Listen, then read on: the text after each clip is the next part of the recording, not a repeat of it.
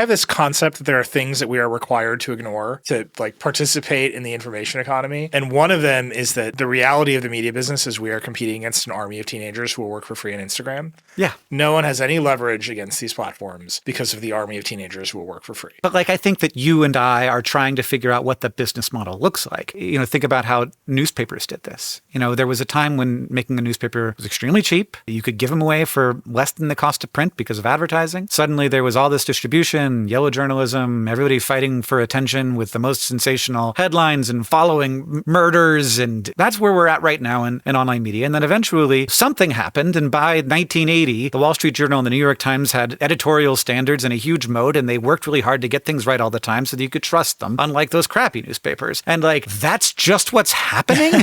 And so like you and I are saying like Vox is a brand, The Verge is a brand, and you can trust us in a different way than you trust some guy on TikTok. And when I'm 20, I don't get that.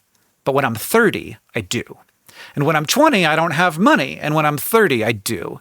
And when I'm 20, I'm not subscribing to anything. I'm just watching whatever comes across my feed. And when I'm 30, I type in theverge.com, the last website on earth. That we're going to change the domain name. It's getting much longer.